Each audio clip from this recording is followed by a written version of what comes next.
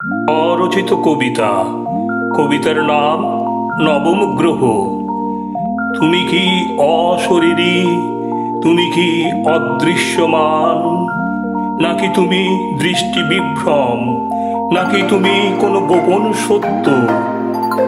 পৃথিবীর থেকে 10 গুণ বেশি ভারী হয়েও সূর্যকে তুমি উপবৃত্তাকার পথে খুব আস্তে আস্তে পাক খাচ্ছ, অন্তত কয়েক কোটি মাইল দূর থেকে। যদিও তুমি তোমার উপস্থিতি জানান দিচ্ছ অত্যন্ত প্রবলভাবে, বেশ ভালো রকম নড়াচড়া দিয়ে।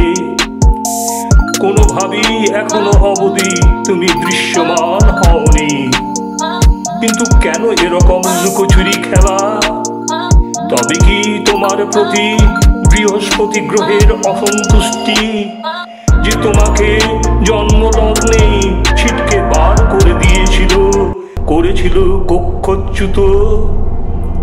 অথবা আমাদের এই সূর্য তোমাকে অন্য কোনো তারার সংসার থেকে চুরি করে নিয়ে এসে রেখেছে? তবে কি তুমি সূর্যের চোরাই মাল? তাই সদা শঙ্কা, সদা আন্দোলন। যদিও তুমি হচ্ছ আমাদের এই সৌরজগতের সুপার হাত।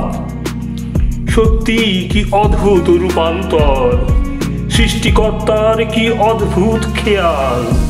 যদি একবার তুমি মোহিনীময় রূপে প্রকাশ পাও, যদি সত্যি তোমার অস্তিত্ব একবার সন্দেহাতীতভাবে প্রমাণ হয়ে যায়, তাহলে আমাদের এই সৌরজগতের পরিচিতি এবং বিন্যাস একেবারেই পাল্টে যাবে।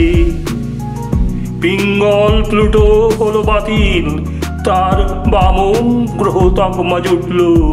কিন্তু বিধাতা তোমাকে মনে হয় নিরাশ করবে না। তোমার পরিবারে আরো একটা গ্রহ যোগ হবে, নবম গ্রহ। শুধু সময়ের অপেক্ষা।